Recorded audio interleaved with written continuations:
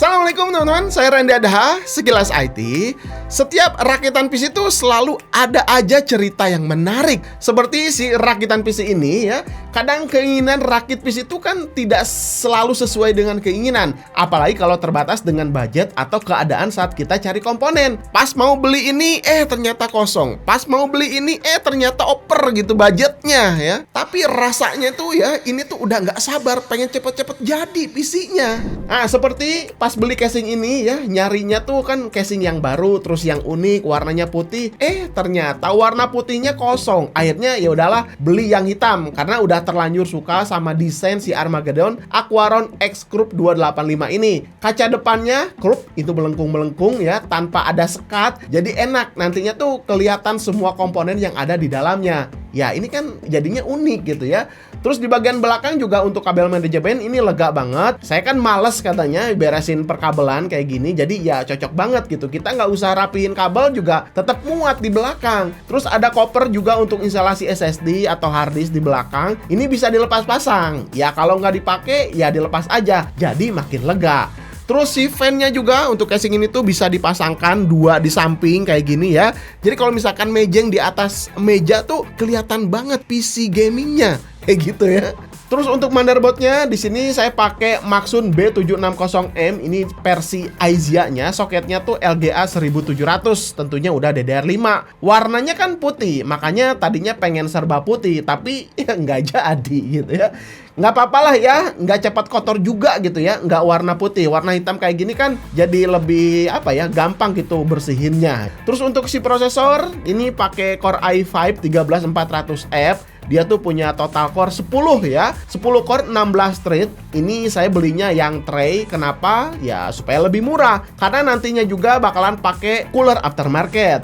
Nah, si coolernya juga di sini nyari yang unik-unik, yang aneh-aneh gitu. Akhirnya dapat dari Plus Player, ini Motra 240. Selangnya itu bisa nyala-nyala RGB. Ya, jadinya beda dari yang lain.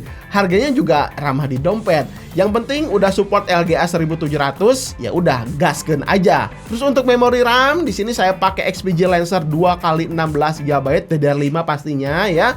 Biar nggak usah upgrade lagi nantinya. Udah cukup kan 32GB mah udah gede banget gitu ya. Desainnya bagus, terus juga XPG ini tuh banyak yang rekomendasiin, jadi nggak ragu. Terus untuk penyimpanan di sini saya pasangkan 1 TB Adata Legend 850 Lite, udah Gen 4 walaupun speednya 5000 MB/s. Buat OS udah sangat cukup sekali. Nanti kalau misalkan mau upgrade tinggal beli SSD atau hard disk buat penyimpanan tambahan ya masih bisa. Karena slot motherboardnya di sini juga masih tersisa sangat banyak. Lanjut untuk power supply, di sini saya pakai 650 dari XPG Pylon. Udah punya sertifikasi 80 plus bronze, punya 8 proteksi, punya sertifikasi cybernetic, terus kapasitornya juga Jepang, garansi 5 tahun. Ini combo yang bagus ya, walaupun harganya sedikit mahal, tapi fitur yang diberikan cukup menjamin. Jadi ya gaskeun.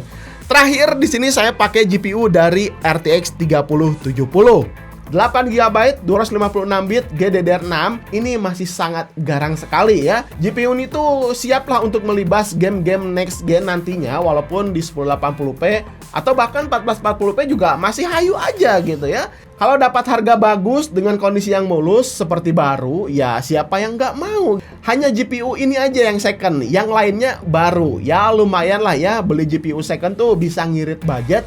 Dan bonusnya ini dapat barang tuh mulus banget, masih plastikan gitu ya. Oh ya, ketinggalan ya, di sini saya tambahkan 4 fan karena di casing ini tuh nggak dapat fan ya.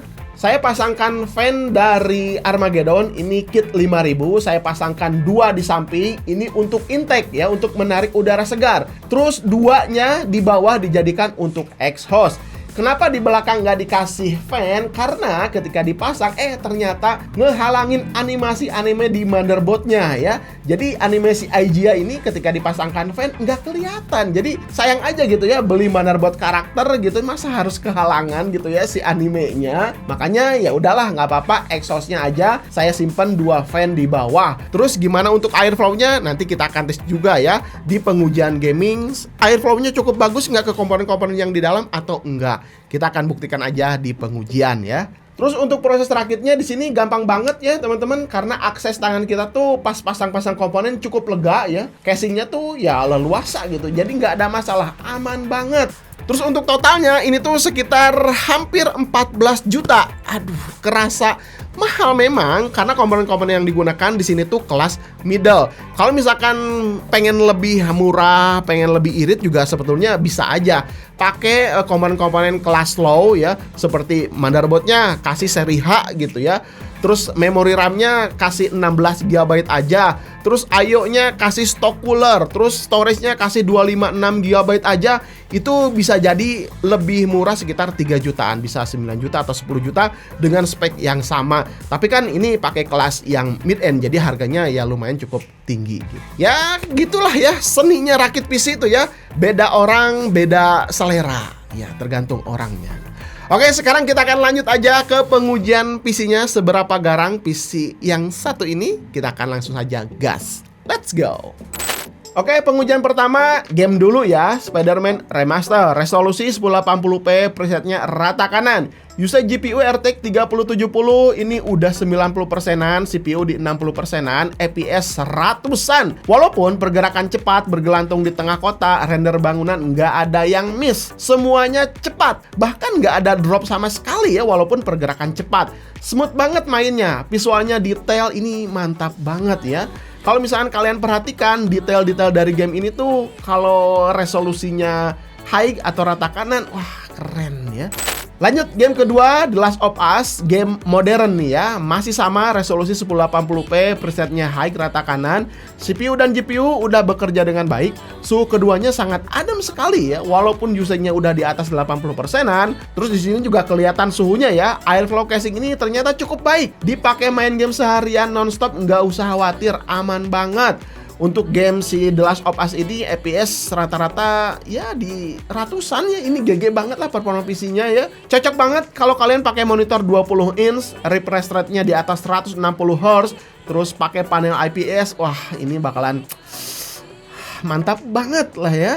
Lanjut game ketiga, ini Benchmark Wukong, game resolusi 1080p, presetnya cinematic. Ya udah paling tinggi aja biar kelihatan performa PC-nya. FPS-nya masih gede, detail game enak banget. Mainnya ini kalau misalkan detailnya sebagus ini jadi betah pastinya. Dipakai streaming udah gaskeun, dipakai editing juga nggak usah ditanya lagi, masih satset dijamin. Terus saya tes live streaming, ini masih sangat tangguh ya. Bahkan kalau main game ringan kayak Apex Legends atau PUBG, ini masih geli-geli aja gitu. 1080p ya, asalkan internet kalian kencang, dijamin bakalan enak ditonton sama penonton. Smooth. Oh ya, wattmeter pas main game, ini sih memang nggak kecil ya, nyentuh 390 watt kalau pas main game. Karena ya itu performa RTX 3070 yang seluar biasa itu, jadi butuh watt yang gede juga.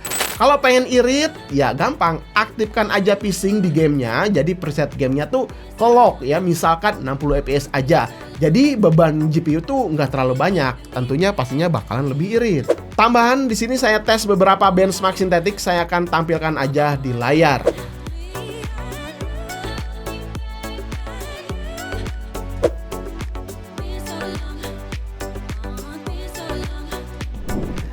Nah, gimana teman-teman setelah tadi melihat performa PC 14 jutaan? Ya memang harganya di sini nggak terlalu murah. Cuman kalau misalkan kalian, wah bang 14 juta pastinya dapat ini, dapat ini. Sebetulnya bisa juga, ini juga bisa lebih irit lagi. Tapi karena ini menggunakan komponen yang kelas mid-end, jadi harganya kelihatan lebih mahal.